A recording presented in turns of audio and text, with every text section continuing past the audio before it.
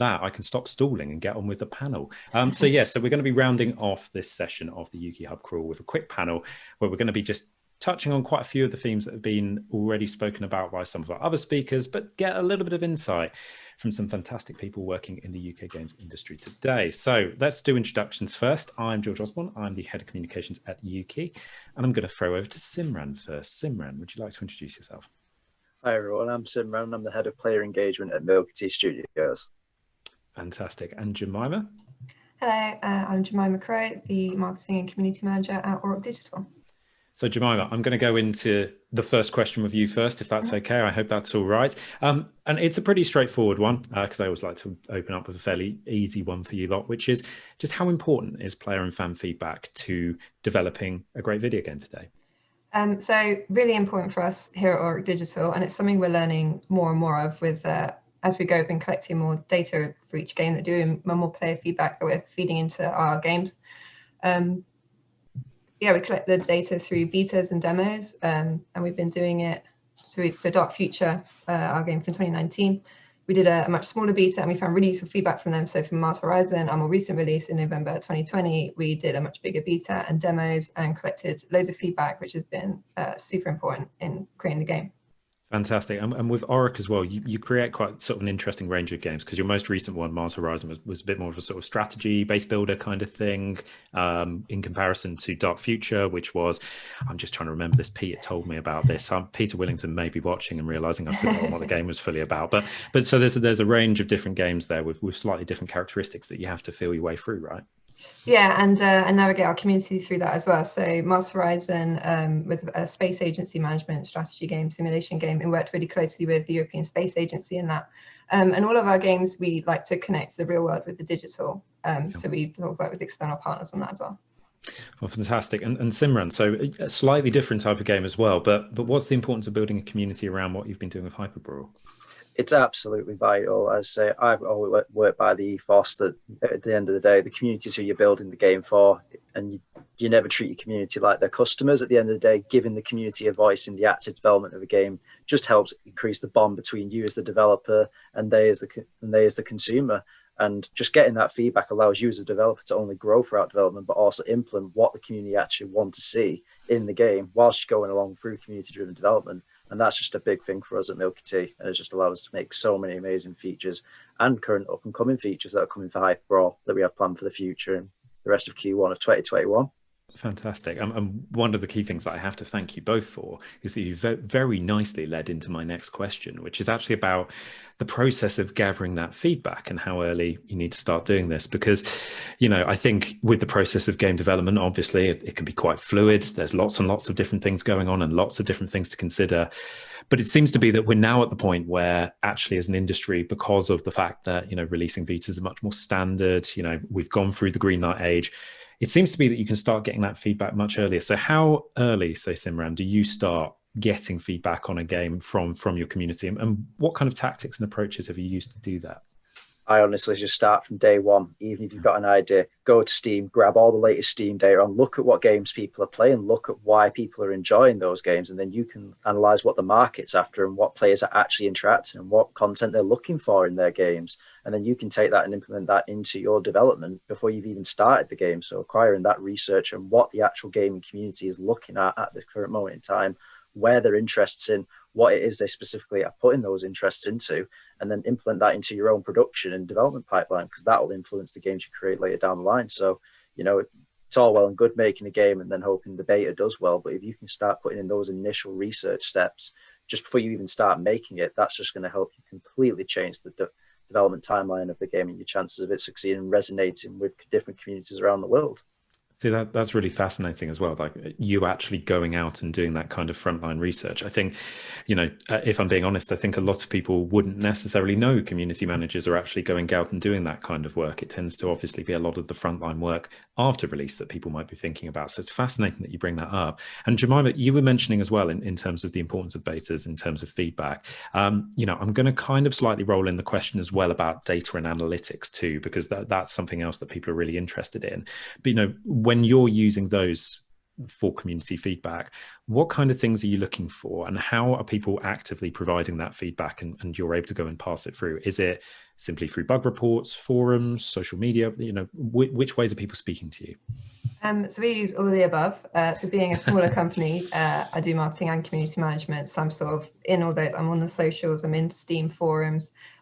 We also have bug reports, and we pull data from the back end of the betas and demos. We always have an opt-in so people can say if they want to give us that data, but that's really useful. And then our Discord is really important to us. We've got a really active Discord, and that gives us instant feedback from players during the betas and demos. We're always in there constantly getting a feed of where everyone's feeling about the game and how things are going. And then it's easier to see the like bigger trends. If there's like certain issues that a lot of people are hitting up against, then we can implement changes to fix that. So during our beta for Mars Horizon, we've got in the game, you've got mission gameplay, that's sort of little puzzles in space.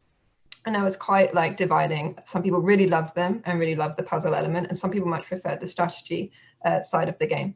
So from that feedback, we then put in, and some people also found that quite difficult, and some people found them easier.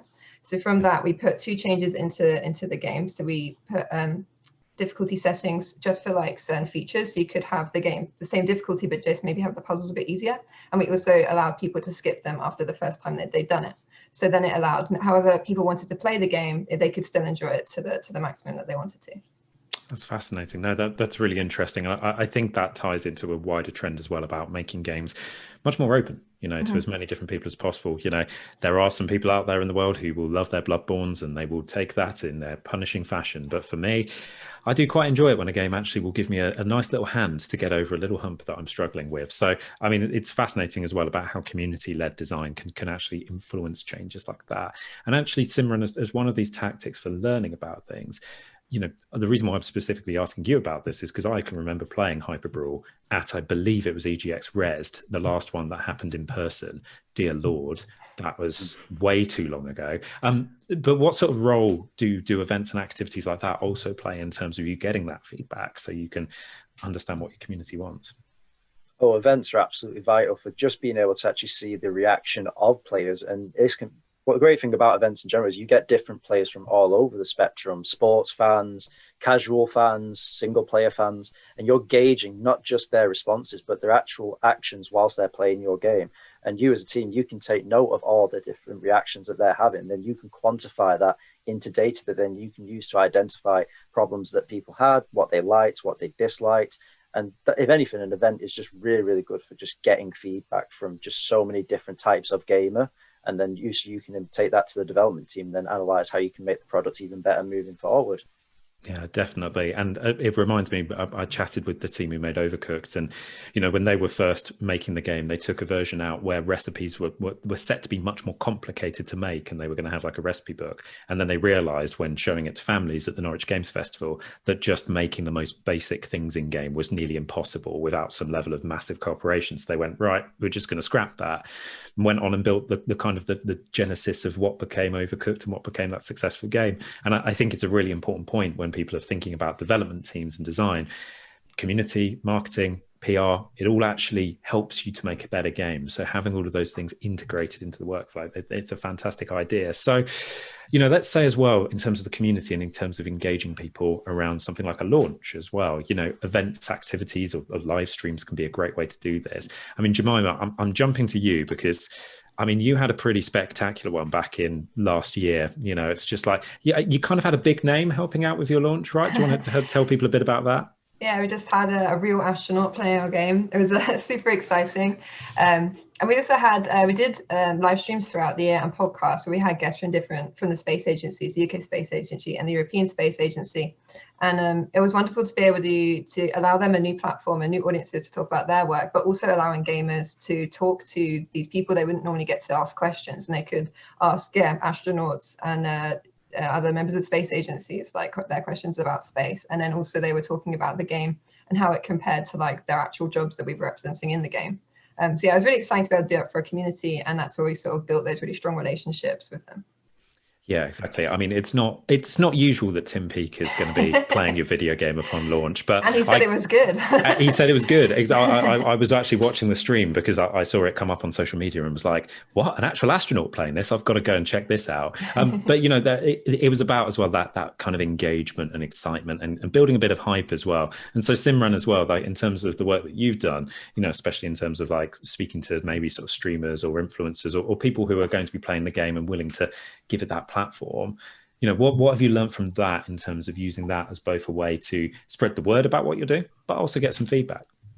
Yeah, like just communicating with influencers and different types of platforms that you can get advertising the game onto is just one part. Like for us, it's just a great way of acquiring data. Like we've worked with some massive influencers our time, from Total Biscuit to the Yogcast, Spy Cakes, Johnny Boy. We've had them all play our games, and the great thing has been as soon as those live streams go live, I'm basically just sat there crazy with like million cups of tea, just quantifying all that data, writing people's comments, just recording the stream, quantifying all that feedback, relaying it to the dev team. And it's just great because then that starts a chain of people spreading the word of the game of their own free will. Then you get off of the back of that more influencers then who contact you, and then they start generating user-generated content. Like they start sharing their own clips online, and then they share it to little mini sub-communities, which is just really great. So, and working with influencers is just like, it's a big job. Don't get me wrong, it requires a lot of work, but just the effects of it can be absolutely outstanding.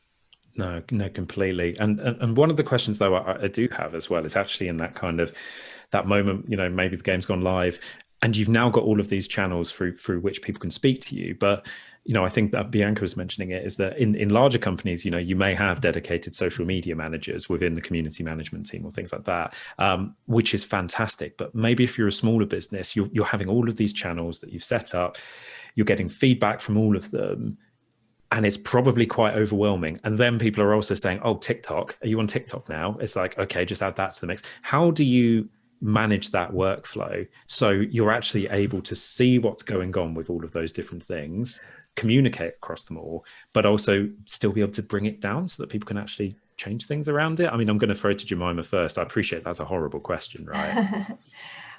So we hired a second member of the marketing and community team, so that helped a lot. Yeah, we've sort of got in our process every morning, go through each of the main places. We've got our mods who help out on Discord, who are amazing. And where we've been very reactive with our influencers as well, we work closely with them, and then we found their members of the community, and their like mods came into our community as well. And then they would answer questions to other people asking things about the game. And if someone was like complaining, they might be like, no, you don't understand that bit, it works like this. So by working when we were smaller and working hard to build those relationships with our community, they then sort of helped us out back to manage those. And then, yeah, just pulling all the data off into many spreadsheets. Yeah. And Simran, I mean, how do you tackle a similar problem as well?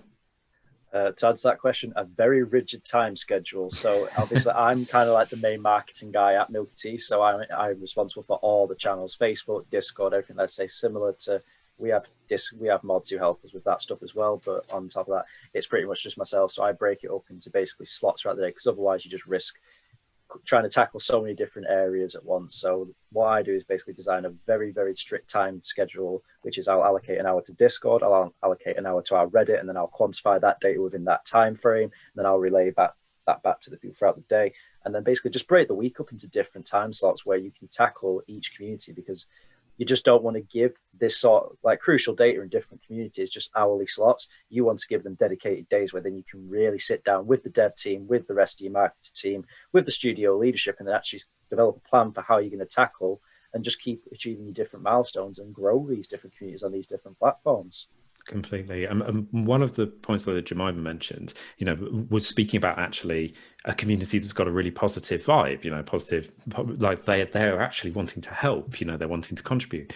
So Simran, I'm going to throw this question to both of you though, just, you know, as a sort of a penultimate one. How do you cultivate that positive community? You know, what has to go into it to make sure that you actually have the right kind of community to get that kind of feedback and for people to feel that they can contribute without, you know, necessarily feeling like they can dominate the space, if that makes sense? Be human. that is the biggest thing I've always said. Like, there's a running joke of our Milky Tea Twitter where he has his own persona. It's called Daddy, and then he treats all the little games as his children. So it goes, oh, Daddy's running a sale today, and then it has this little forward back talk where the Hyper Brawl account will basically talk smack to the Milky Tea about how dare you talk to Daddy in that way. And then it just, for me, it creates this human persona. Like, we've even just had a member of our community make a collector's edition for the game just because he said it's just so human how you run it. And, don't be afraid to, like, go outside of the norms. Don't hold yourself back. Just be human and don't ever treat your community like customers. Talk to them like they're human beings. There is a lot of time and effort that goes into this. If the member of your community is having a bad day, we just had someone who recently, his grandmother just passed away. I sat down with him for half an hour and just said, if you need to chat to me, here's my Discord number. Just drop me a call. Little things like that just really, really help. Like, never treat your community like customers, because at the end of the day, they're people just like us. And Jemima, what are your thoughts on that point? Yeah, very similar to that. We let our personality shine through. Where we've done a lot of live streams throughout the year, me and my colleague Ali, also in community management, people got to really know us, and then we carry that same sort of energy through to our other platforms. And we're also, to an extent, like, always very honest with our audience, like where we can be. And they've reacted well to that. Like, sometimes they'll be like, oh, this bug, you're going to fix it soon. And we're like working really hard. We are quite a small team, but we're trying for you guys. And then they really, really appreciate that we don't fob them off with sort of like vague jargony talk. So that works well. Completely. I mean, a sage piece of advice I got in the world of communications is that the best place to be is telling the truth. So, if you're being honest with people tend to respond really well to that, even if sometimes that truth might be a little difficult to package up. But let's round things off. I appreciate that the GatherTown networking is shortly about to start. So a final piece of advice from each of you. Jemima, have you got any final tips that you'd like to recommend? So I put down my final piece of advice. So sort of what we just said, don't be afraid to talk to your community and be honest and listen to their feedback. So our community was really excited and passionate about helping us develop our game, the betas and the demos. And then we really listened to them. And when they could see that we put stuff into the game that they suggested, they sort of felt a sort of ownership over it as well. And then altogether, we were just like really proud of something we created together. And it just created a really nice sentiment around the game. Great. And Simran? Yeah, again, just reinforce my previous point. Be human from day one and never treat a community like a customer. From day one, just be their friend, be completely open and honest with them, and just make them feel like they are part of the product as well, because this game is for them ultimately. As developers, we love to make games for ourselves, but at the end of the day, the game is for the community, and the community should feel like they're part of it. Fantastic. Well, thank you both so much for spending a little bit of time on this Wednesday, coming in and having a chat to us.